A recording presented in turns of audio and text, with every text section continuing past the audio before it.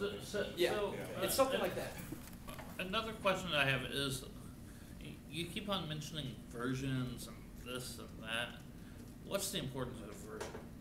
A version number is just a number. The version number, unfortunately, is where we're ultimately going to get pegged on things like rel support. Yeah. That's where we get into trouble. Indeed. What?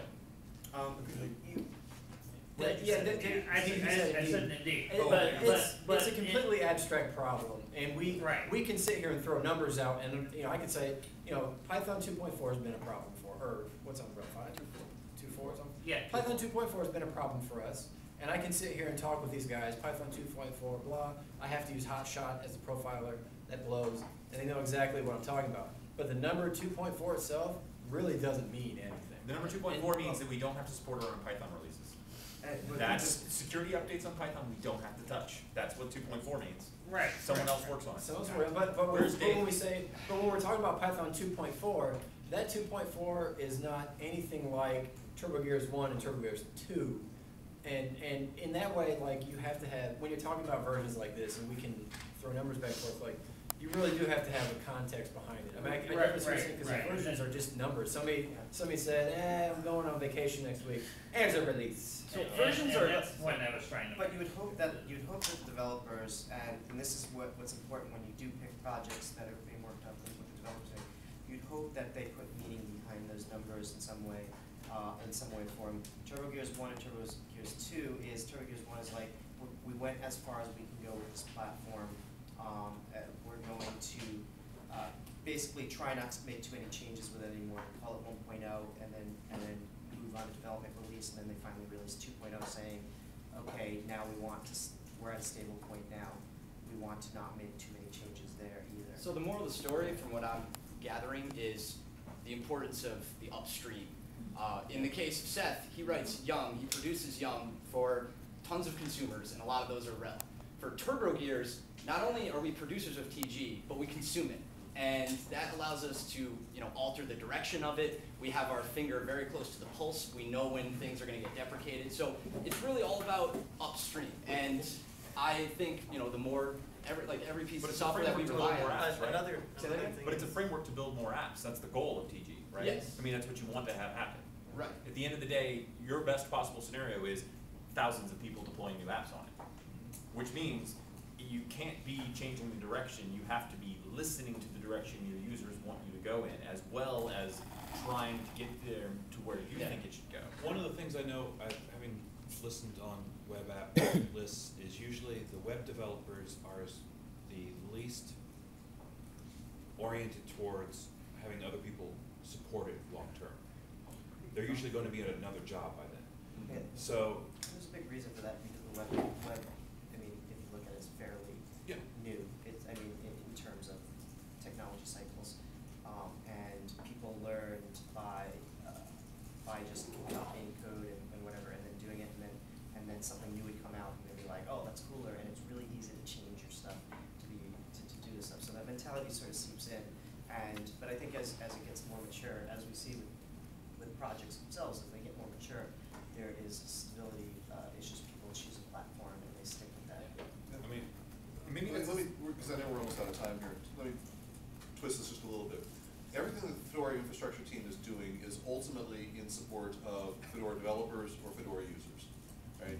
The infrastructure team has no purpose for existence whatsoever without those two audiences. Makes our job a lot easier, actually. Yes. It does. All of the applications we've written have been directly in support of those audiences. Okay. If it weren't for them, there would have been no reason for it. So development for developers, right? No. Nope. Mirror Manager is fundamentally a user tool. Right. It also happens to serve this whole stack of people who are Mirror administrators. A huge portion of Bodhi is a user tool because you have people submitting the kernel. If you want to know what a security update was, that's all Bodhi. And the hope is the tool is not just for existing users; it's also to draw in users, and those users, the ones we want, as we go up the stack. You're not going to have development. You're going to consume most of the developers. You want people who are also not technical. See, we take requirements from developers of the code, as opposed to customer through marketing, through management to us. We interact directly with the people that are consuming our code, and that's that's a big win. It's invaluable. And the There's not that many upstreams cooks too, in the kitchen. I know. And to bring this back to the topic of this, the discussion you've just seen here is what we have pretty much every day. on software. Well, no, I think we'll get work done, man. I don't know what you're doing all day. I'm typing down everything that, Now I wish I missed the IRC meeting where Toshio suggested I use SQL object for beer manager. Did I? I think that was Sopwith you're thinking of. Yeah, probably was. If it was Sopwith, he would have suggested you doing it all in Perl. Yeah. No, actually, he's the one that said, Hey, we should McGack, do stuff in man. TG. Here, look Right. at this link. Oh. And we all looked at it. Well, Every, I was in the cube right next to Sopwith, and I had, like, when I got Okay. hired, I wrote the Fedora update system. It was you! No, it was a mix of both. no, here's the thing, the reason is he's a young kid. While Sopwith was younger than him, he'd been here for a lot longer, so. He said it and everyone went, okay. And then Sopwith said it and they're, oh, okay. For everyone in the crowd, Sopwith is Elliot Lee. He worked for Red Hat forever, it seemed like. He started before I did, which would be 90, he started as a student, high school student. Is he the top of the chain for all sponsors everywhere in the Fedora account system? Yeah. The founder of GNOME, He was. co-founder. Okay, yeah. Just two. I want my calendar system. I still want it. There's a ticket open. We can't find a good one. Oh, they all suck. I I don't think know. so. They all From suck. one. Really also They there's all a need problem to stay with, for our new job. no, there's a problem if you're not gonna write it yourself and then you say they all suck. With the buy, That's why We have another hand. We got some hands up. All right. Okay, guys.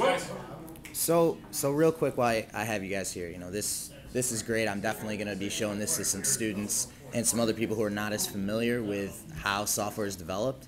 So, just real quickly, where does like Bodhi, Koji, and Fedora community? What does that story look like over the next year or two? okay, so Bodhi, Luke can answer his general plans. Fedora community, they've got it. Koji is something that no one here has worked on, which Okay. is kind of interesting.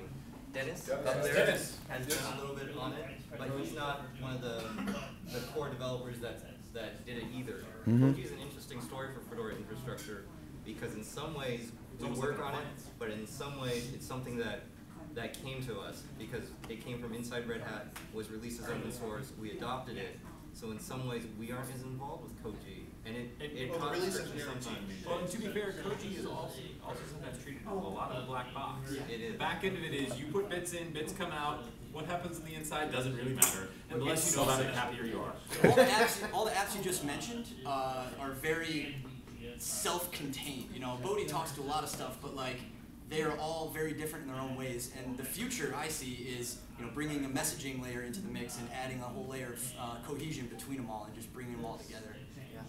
which is what Fedora community is for. Right. So the messaging bit is gonna be, something that, that's the fastest I've ever gotten consensus on people want to, every piece of this stack, like, wanna work on messaging or whatever. It's a logical progression. It's a logical progression, because It solves a lot of problems. Yeah.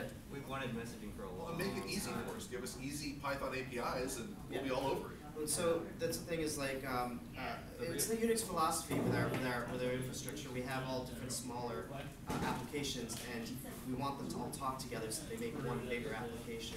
And so you're going to see more integration with each of these tools in the future, and that's what we want. We want them to work together so that users aren't manually going and doing stuff that could Right. automatically get done. And would you guys say this is how everybody develops software, right? This is Just how they like. should develop. Thanks, gents. Thank you.